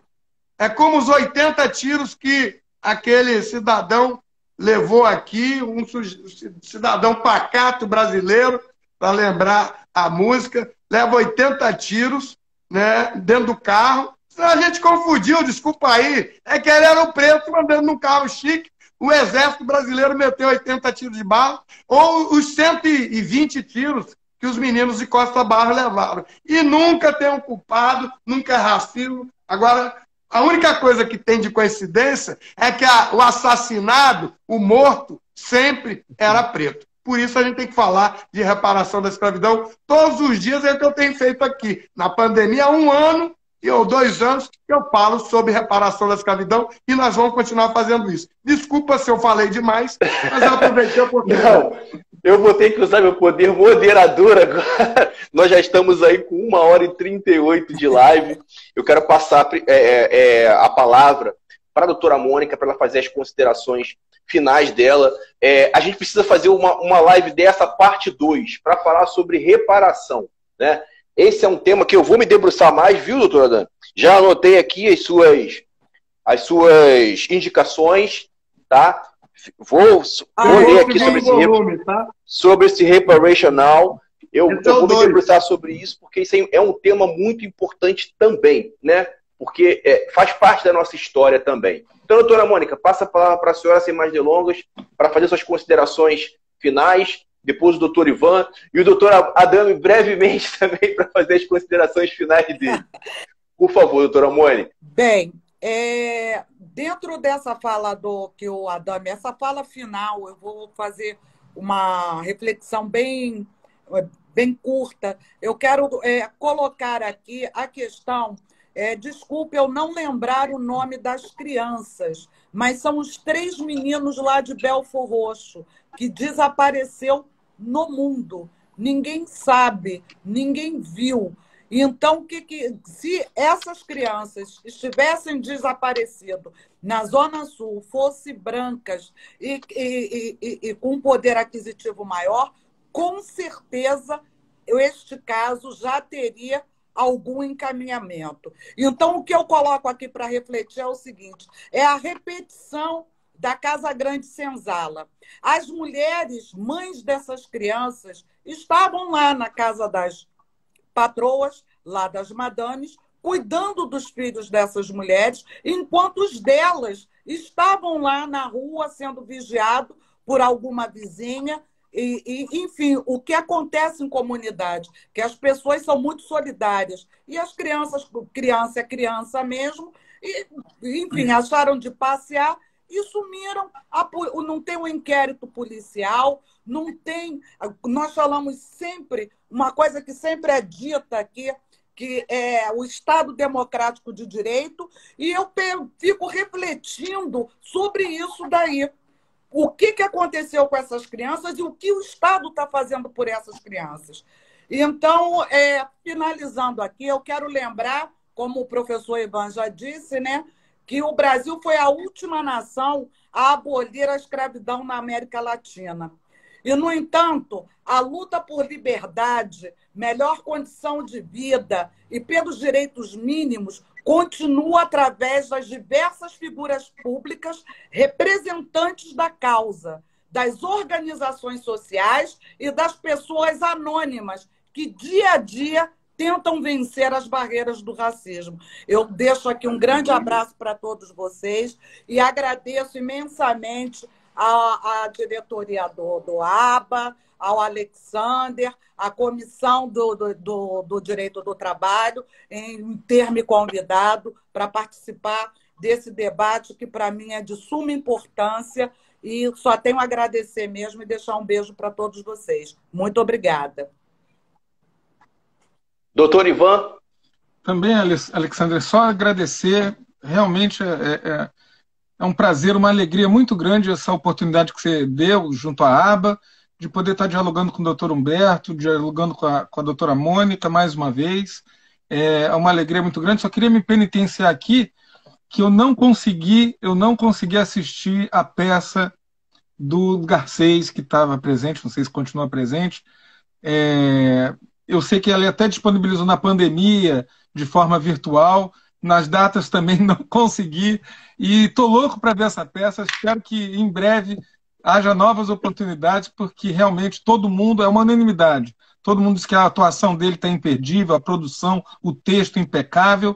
Então, eu queria aqui só me penitenciar mais uma vez por isso e agradecer, só isso. Dizer que é uma honra, uma satisfação. A UERJ está à disposição, doutora Adame, do que o senhor precisar aí para a gente poder embrenhar em lutas tão dignificantes quanto as que o senhor atua. E só agradecer mesmo. Eu aceito, eu quero. Deixa de ser pidão, hein, Adame? Doutora... Deixa de ser pidão. Ele está certo, não, ele já tem. Doutora Adame, suas considerações iniciais não. Primeiro, eu não falei. Vou ser bem breve, você me dá o ministro lá, o Edson Santos. Adame, você é ouvidor, você não é um falador. Então, eu queria dizer, Magazine Luiza, você me perguntou, eu não falei, vou falar só 10 segundos. A ação do Magazine Luiza, ela é fruto de uma... Eu acho até, quero discutir isso com o Ivan, a gente faz um outro dia, acho até que isso vai virar a terceira onda da ação afirmativa no Supremo Tribunal Federal. Porque aquele defensor, não vou dizer que é picareta, porque eu nem conheço muito ele, mas eu vi as lives dele aí, ele voou em dizer que não havia regra na DPF 86, na DC 41 e no Estatuto da Igualdade Racial sobre o mercado de trabalho privado. É mentira. Né? Tem regra sim, e o princípio constitucional é princípio. Não precisa botar lá como se fosse uma portaria. É ele que não estudou. Mas ele ajuizou uma ação contra a Magazine Luiza de 10 milhões de reais. Isso é um absurdo, contra, inclusive, os trabalhos da Defensoria Pública. Eu me esqueço o nome. E saiu por aí borboleteando em lives sempre marcados pela extrema-direita. Eu me associei com alguns outros escritórios, eu e Yara, com os blocos afro do Afoxé da Bahia, nos associamos com 2 escritórios de advocacia, o Luiz Guilherme Vieira e o Henrique Maués, e o Trabalhista, e fomos, e o meu, a Dama Advogados, e fomos com o Yara, primeiro, como amigo da corte, na ação, que está com o juiz trabalhista de Brasília, e também com uma lei de abuso de direito, né? E fizemos a notícia crime do cidadão, e ele não tem foro privilegiado, né? Então, ele vai. Aí, quando ele viu, ele estava. E a representação na própria corregedoria da Defensoria Pública, porque ele trai os princípios da Defensoria Pública. Defensoria Pública é para advogar, para quem não pode pagar advogado. Ela tem princípios, né, que estão estabelecidos na sua Constituição e na Constituição da República, com os princípios de advogar para as minorias. Não tem sentido você... e ele nem estava correto, porque o que a Magazine Luiza fez, o ministro Marco Aurélio, que vai se aposentar, fez há 20 anos. Tem um edital no Supremo Tribunal Federal, na gestão do ministro Marco Aurélio, para contratar advogado preto, jornalista negro. E vai dizer que o ministro Marco Aurélio, e a gestão dele também foi inconstitucional, vai lá dizer, meu chapa. Mas fora isso, é uma ação de 10 milhões, que todo esse esforço que foi feito, né, ele vai por água. Qual é a empresa que quer, né, uma ação de 10 milhões? E, na verdade, a Universidade Zumbi dos Palmares já fez muitas vezes com os 10 maiores bancos privados. Quando eu fiz a denúncia lá no Ministério Público do Trabalho, e o Ministério Público do Trabalho entra com as ações, na verdade eram ações civis públicas ou reclamações, os bancos correram para Zumbi dos Palmares e fizeram editais para fazer exatamente a mesma coisa. Isso tem 15 anos. Então, nem é verdade o que ele falou. Mas eu me preocupo, Ivan, você que é um expert da área trabalhista, isso pode ser uma terceira onda de ações contra a ação afirmativa no campo privado no Supremo Tribunal Federal. Até evitar de falar isso, que às vezes você acaba dando ideia. Mas vai lá um doido desse e entra lá, como foram os outros 2. E queria só 10 segundos para falar do Carrefour. Carrefour fez eu prometo que fez uma ação,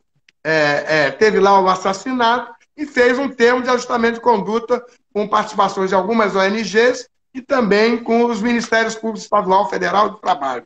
Muito bem. Alguns, a Coalizão Negras, não aceita porque diz que isso é lucrar com a morte dos negros. E entidades como a Educafro, lá do Frei Davi, a CUFA do Celso Ataíde, disse, não, a gente não pode ficar só reclamando, a gente tem que conseguir coisas que possam impulsionar e melhorar a vida dos pretos e pardos de hoje em dia. Então está aí o debate. E agora, ontem, a gente fez uma live na Zumbi dos Palmares com um livro novo, né, que só conta assim, Carrefour, o que aconteceu? E relata do pessoal da Unicamp. E aí o Carrefour hoje manda um ofício para Zumbi dos Palmares, nós vamos processar vocês, porque nós não fomos consultados. O reitor me ligou agora, pediu para assumir a defesa da Universidade Zumbi dos Palmares. Ou seja, o coro continua e vamos em frente que nós vamos fazer tremer o chão dessa terra. Um abraço, é isso aí. Obrigado. Ivan, pode chamar que a gente vai aí. Queria agradecer muito aí de nossos convidados, doutora Dami, doutor Ivan, doutora Mônica. Debate extremamente importante. A boa noite a todos os nossos convidados aí que participaram da live. Tá? Grande abraço a todos. Doutora Carolina, nossa presidente, vamos marcar uma parte 2, hein? Grande abraço, pessoal. Tchau, tchau.